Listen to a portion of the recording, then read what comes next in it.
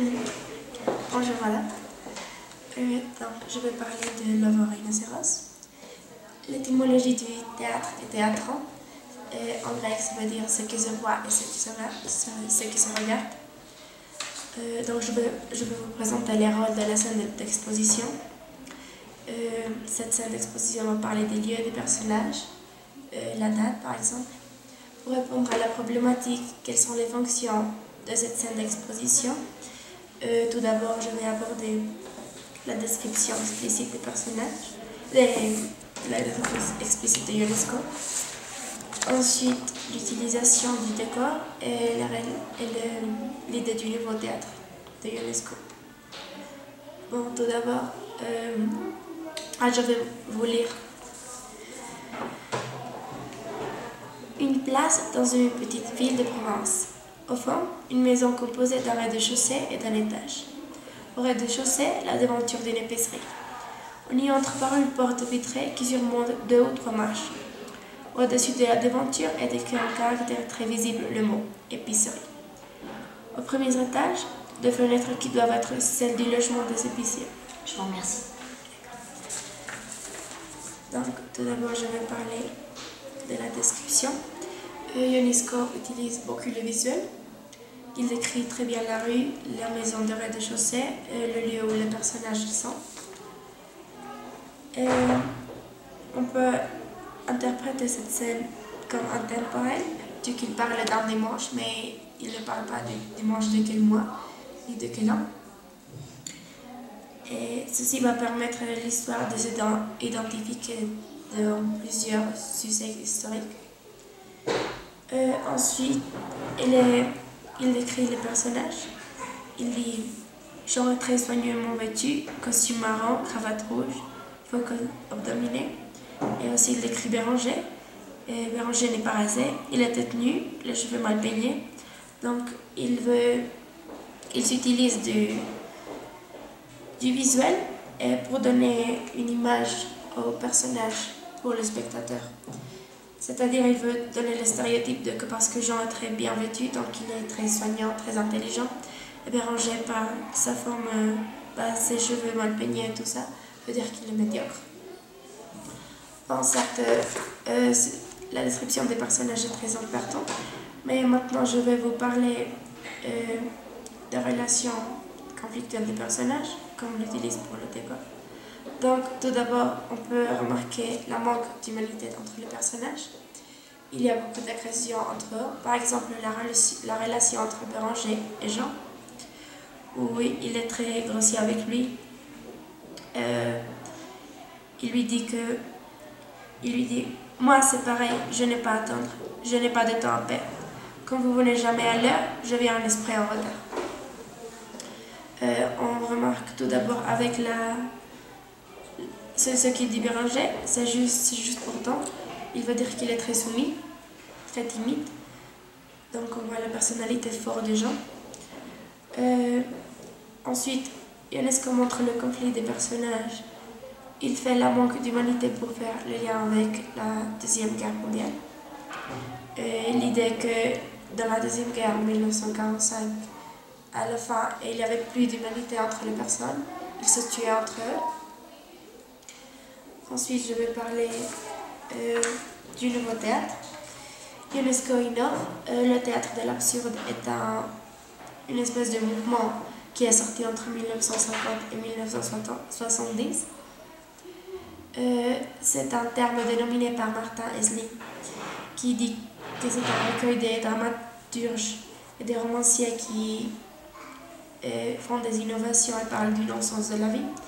Donc c'est pourtant la relation conflictuelle entre les personnages et la perte d'humanité. Ce théâtre de l'absurde parle de la vacuité du langage. Il n'y a pas de conversation intéressante entre Béranger et Jean. Et il remarque le non-sens de la vie. Ensuite, pour conclure et répondre à la question, donc tout d'abord, cette scène d'exposition remarque beaucoup le lieu, remarque beaucoup le vêtement de personnage et le décor. Ceci permet de donner une image au spectateur de comment est l'œuvre. Ensuite, la relation entre personnages permet de rappeler une tragédie entre 1939 et 1945, avec le fascisme, l'Holocauste et tous les soucis de la Deuxième Guerre mondiale. Et ensuite, le nouveau théâtre, c'est une innovation pour le théâtre de l'absurde. J'ai fini. Alors, il vous reste quasiment 5 minutes. Est-ce que vous voudriez rajouter quelque chose dans votre exposé?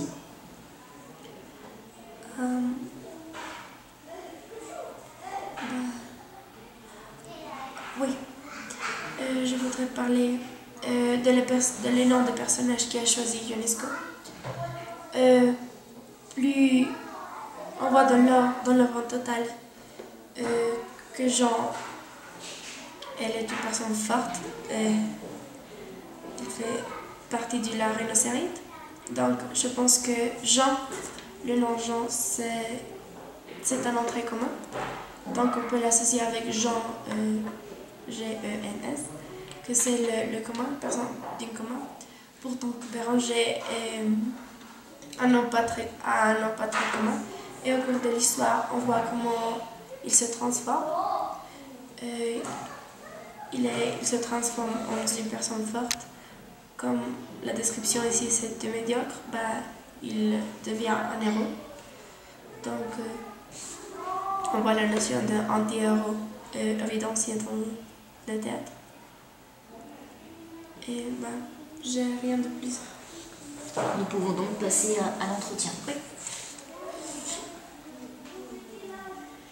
Alors, vous avez étudié plusieurs mises en scène de rhinocéros.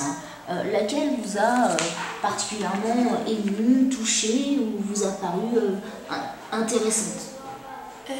La plus qui m'a intéressée, c'est la dernière qu'on a étudiée, c'était le texte 4, qui parlait quand tout le monde est devenu rhinocéros et Béranger a résisté. Elle m'a impressionnée beaucoup parce qu'il montre comment une personnalité peut résulter dans les autres. Béranger résiste et toute sa personnalité, elle reste, elle ne change pas. Il dit qu'il voudrait être rhinocéros, mais il ne peut pas parce que tout son être résiste à cette idée. Vous me parlez du texte 4. Oui. Ma question porte plutôt sur les mises en scène, Jean-Louis Barrault. Ah, d'accord. Je vous laisse votre descriptif pour vous remettre peut-être en tête les 3 mises en scène. Celle qui m'a plus impressionnée, je pense que c'est celle de Jean-Louis Barrault. C'est où on voit le personnage de Béranger parler de ce que je vous disais. Elle m'a impressionnée beaucoup parce que le personnage, il se met vraiment dans le caractère de Béranger. On voit qu'il est au-dessus de tous les rhinocéros. Il est dans une escalier, ce qui nous montre qu'en bas, il a le danger. Il a la chenille plus rasguée, ce qui montre qu'il a vraiment eu un combat. Et pas explicitement un combat physique, mais peut-être un combat de lui-même. Oui, c'est ceci. D'accord. Vous êtes sensible à la mise en scène des œuvres dramatiques. Est-ce que vous trouvez que le théâtre est plus fait pour être lu ou plus fait pour être joué? Je pense que le théâtre est plus fait pour être joué, tel qu'il dit Molière. Le théâtre est fait pour être joué. Merci. Justement avec la description qu'il a fait Eugène Ionesco, c'est très important parce qu'il permet à un metteur en scène de pouvoir être loyal à l'œuvre. De même, il y a des didascalies et des remarques qu'ils sont plus impressionnants s'ils sont joués. Et le théâtre peut toucher plus de spectateurs lorsqu'il joue, par exemple, la théorie d'Aristote sur la catharsis, qu'elle parle qu'à partir du théâtre, le spectateur peut purger son âme. Donc, je pense que c'est très important parce qu'elle fait un impact plus grand. D'accord. Est-ce qu'il n'y a pas cependant des œuvres qui restent difficiles à mettre en scène, qui auraient plus été écrites pour être lues? Oui, je pense que oui. Par exemple, oui, cette scène, c'était très difficile. C'était un enjeu pour le metteur en scène de mettre en scène la transformation du rhinocéros. C'était vraiment un enjeu. Je pense qu'il y a beaucoup, par exemple, je sais pas.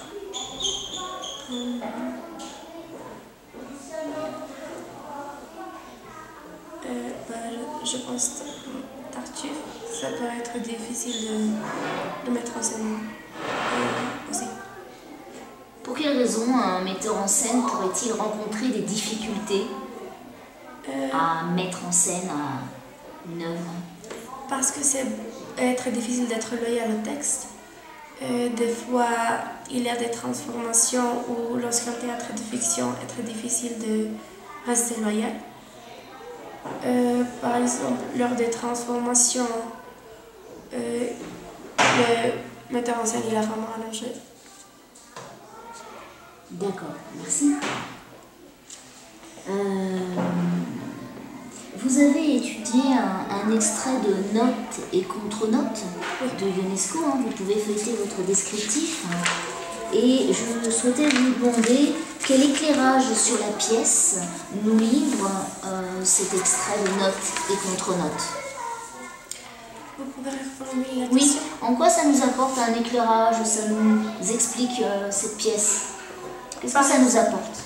Par exemple, ici, il y a une citation où Ionesco il dit que c'était très difficile de résister à quelque chose. On n'a pas toujours des arguments, mais des fois, tout l'être résiste. Donc, c'est une explication de pourquoi Béranger, tout d'abord de la rhinocérite, ou l'apparition du premier rhinocéros, il n'est pas très impacté. Et de même, Ionesco, avec ses notes et contre-notes, il explique que l'œuvre, que c'est un projet de fanatisation. Il explique la dangerosité de la foule et la maladie de l'hystérie. Il fait un point très important en ça. Et en fait, c'est un hommage au totalitarisme, je pense. Il y a beaucoup la représentation, par exemple, avec le nom des personnages. Jean, qui représente le commun, Dudard, Botard, et le nom générique, par exemple, l'épicier, le technicien, tout ça. D'accord. Donc pour vous, c'est très important, ce texte, notes et contre-notes, c'est très utile à la lecture. Oui, il permet de comprendre mieux l'œuvre. D'accord. Alors si on parle de Béranger, vous avez dit à un moment c'est le seul à résister. Est-ce que vous pensez que de nos jours, une telle situation pourrait se reproduire? Oui, je pense que cette situation pourrait se reproduire. Comme j'ai dit, cette œuvre elle est intemporelle. On peut s'identifier avec l'œuvre, avec Béranger qui il résiste de suivre une forte personnalité. Il est loyal à ses idéaux comme personne. Est-ce qu'il y aurait quelque chose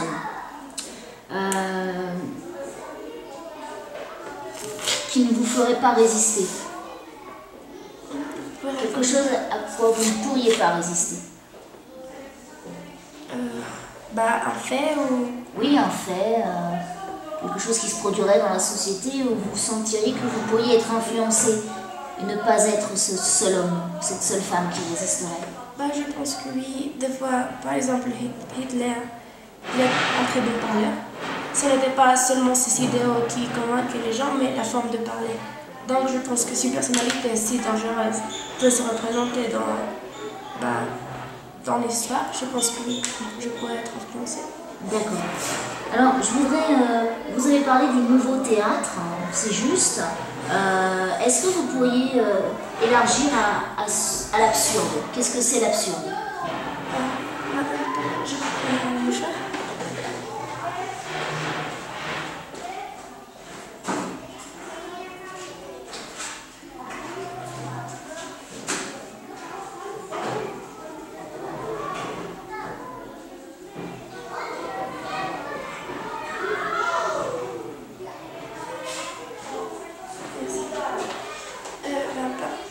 je vais reprendre ma question. Oui. Qu'est-ce que l'absurde? Comment définiriez-vous l'absurde? Je pense pas que l'absurde c'est un mouvement, Oui. mais c'est un recueil des dramaturges et des metteurs en scène, des romanciers, qui, suite à la Deuxième Guerre mondiale, ont décidé de représenter l'idée de l'absence de la vie, la perte de la foi, la vacuité de langage, la perte d'humanité surtout. Et quels sont les auteurs quand même que vous pourriez raccrocher à ce mouvement, si c'est un mouvement? Je sais pas, Martin Esla, je suis pas sûre. Et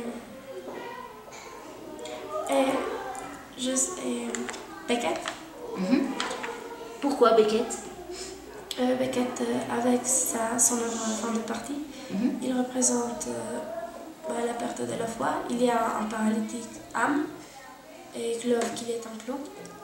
De même, les parents de âme sont dans une poubelle. Ils montrent la perte de l'humanité. Et la vacuité des langages surtout. Ils parlent d'une puce. Ils ont peur de l'humanité. Et de même, Qu'est-ce que vous appelez la vacuité du langage? Lorsqu'il n'y a pas un sujet très important, un sujet très vain, qu'il ne parle pas par exemple de politique, mais c'est le fait de parler d'une pousse, d'un insecte qui n'a pas vraiment d'impact. Très bien, je vous remercie.